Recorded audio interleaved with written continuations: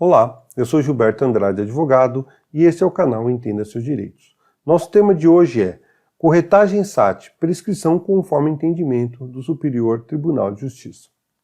Este é mais um dos nossos encontros semanais, onde falamos sobre assuntos jurídicos de interesse geral, sempre de uma forma clara, objetiva e prática.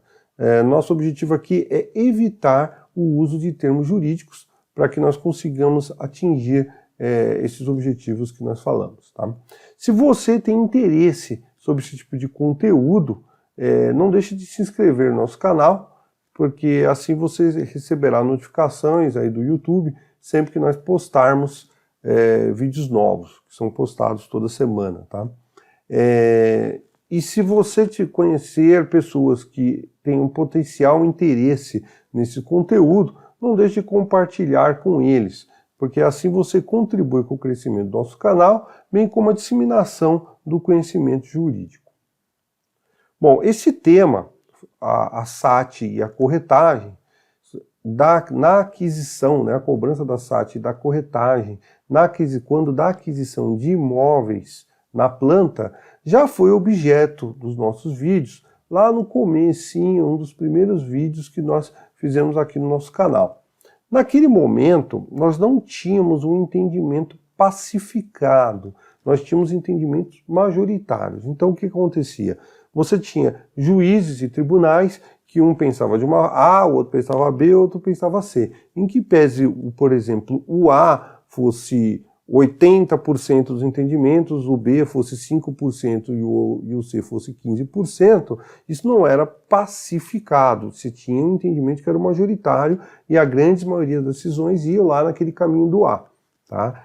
Agora, nós temos uma decisão do Superior Tribunal de Justiça que ela decorre de recursos repetitivos, ou seja, diante da grande quantidade de ações judiciais que discutiam essa matéria, veio o STJ, suspendeu esses processos, conforme nós falamos no vídeo anterior, e disse, olha, eu vou analisar essa questão e vou dar um entendimento pacífico sobre essa questão. Ou seja, se aquele juiz que faz parte dos 15% do B, ou faz 15% do C, ou mesmo do 90% do 80% que tinha falado do A, entendeu? Ele não vai mais aplicar o entendimento dele, ele vai aplicar o entendimento que foi apresentado pelo STJ. Então o juiz vai olhar e falar, puxa, para mim seria a questão de se julgar aqui conforme C, mas eu não vou julgar conforme C porque o STJ já deu a determinação e eu vou seguir o entendimento do STJ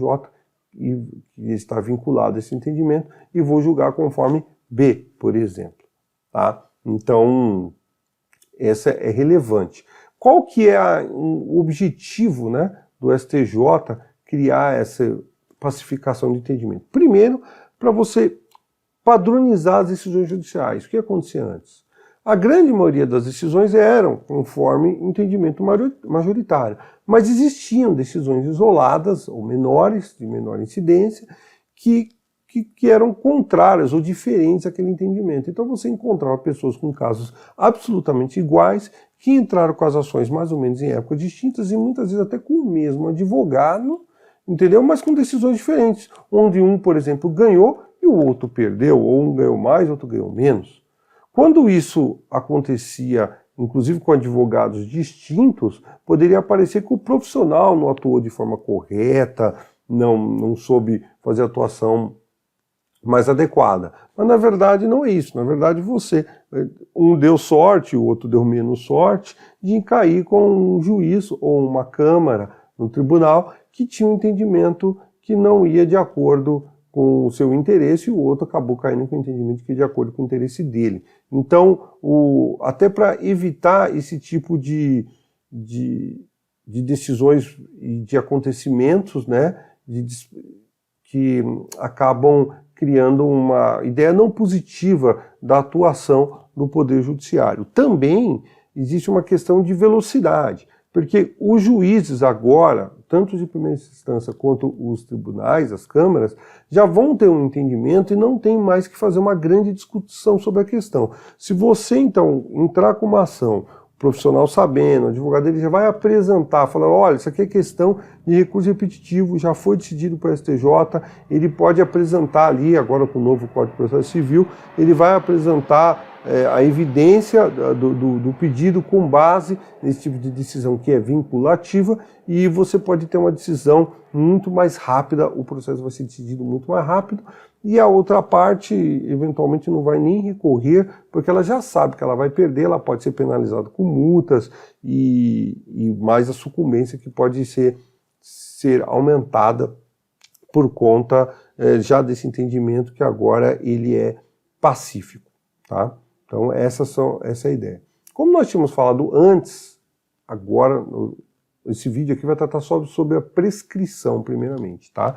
Que é o tempo que você tem para ingressar com a ação e requerer aí os seus direitos, tá?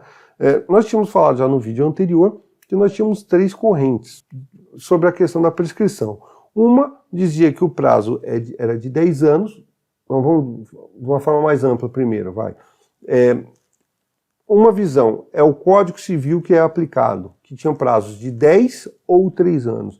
E a outra corrente que falava é o Código Civil, o Código do Consumidor que é aplicado, prazo de 5 anos. Tá? Então você tinha 3 prazos possíveis, um prazo decorrente do Código de Consumidor e 2 prazos decorrentes da relação de consumo. Veio o STJ e pacificou o entendimento dizendo o seguinte: para essas relações, mesmo sendo relações de consumo, tá, deve ser aplicado o prazo do Código Civil, tá, e é o prazo de 3 anos, é o prazo trienal. Tá? Isso é o tema 938, com julgamento no dia 24/8/2016 e acordo publicado no mês 6/9/2016. Tá? Então, para o consumidor, essa decisão não é das melhores, porque, na verdade, em que pese ele tenha escolhido ainda o Código Civil para aplicação, ele escolheu aquele prazo que acaba sendo o de menor tempo para o consumidor. Na prática, o que isso vai gerar? Vai gerar que muitos consumidores não vão poder ingressar com a ação, porque o prazo ficou reduzido, e aqueles que já ingressaram com a ação e muitas vezes até ganharam, vamos dizer, em primeira instância, e estariam com o processo para ser analisado em segunda instância, vão acabar perdendo essas ações, já que o entendimento pacífico não, mas majoritário anterior, ele era o de 10 anos. Então você tinha muitas decisões, muitas mesmo, no entendimento de que 10 anos era o prazo que você tinha que entrar com a ação. A pessoa, se você eventualmente tem uma ação, entrou com a ação, pode ter ganho em primeira instância por conta desse entendimento majoritário, e agora, como vê essa decisão do STJ falando, não, o entendimento não é de 10, é de 3, fatalmente o tribunal irá reformar essa decisão. Esse entendimento ele só se aplica para aquelas decisões ou processos que, na verdade, eles estão em curso ainda. Se o seu processo já teve trânsito em julgado, ou seja, ele já foi julgado, isso não se aplica a você. Agora, se o seu processo está em trâmite ainda, você deve avaliar essa questão também. Tá? Sobre esse tema, vem alguns questionamentos, né? A gente acaba tendo algum cliente ou outro que coloca essa questão, e então por isso é importante explicar. Poderia se argumentar, né? Mas, olha, tal entendimento do STJ deveria ser aplicado somente depois, então, da publicação ou do julgamento desse entendimento. Para essas ações que estão em andamento, deveria se aplicar o entendimento antes, os de 10 anos, né? Mas não é assim. Por quê? Porque aquele é um entendimento majoritário, não era um entendimento fixado, um entendimento pacífico que houve alteração. Porque pode acontecer daqui a algum tempo, daqui a alguns anos, vier o STJ e avaliando e ter a seguinte ideia: olha, mudamos o nosso entendimento, o prazo agora não é mais o de 3, deveria ser realmente voltar ao de 10, ou teria que ser o de 5. Tá? Mas não foi o que aconteceu. Nós tínhamos um entendimento que era majoritário, ou seja, ele não era pacífico, cada um achava o que achava, vamos dizer assim, né? E agora veio o STJ e falou, ó, o entendimento é este aqui. Então o entendimento dele agora está pacificado, e se fosse sim o caso de um entendimento pacificado que houve alteração, esse tipo de argumentação ainda poderia ser válido, mas não para essa situação aqui. Então, infelizmente, para aqueles casos, retomo dizer, né, que tem a ação judicial já ingressada, inclusive até pode ter ganho em primeira instância, se você efetivamente, em trocação depois do prazo de 3 anos, você fatalmente vai ter sua decisão revertida e você vai perder esse processo, não tem jeito, tá?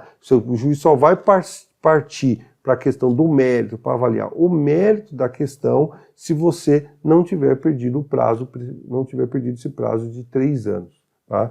Não é uma análise, não se recomenda que o consumidor tente reverter essa questão, tente discutir essa questão, tá? Por quê? Porque já é um entendimento pacificado, uma decisão super recente, então você não vai conseguir mudá-la, a verdade é essa, a questão foi muito debatida, com audiência públicas e tudo mais, é um entendimento mais consolidado agora, então você tentar discutir isso, você só vai ampliar a sua sucumbência e ainda corre o risco de ser penalizado aí com multas, dependendo do que for feito dentro do processo judicial.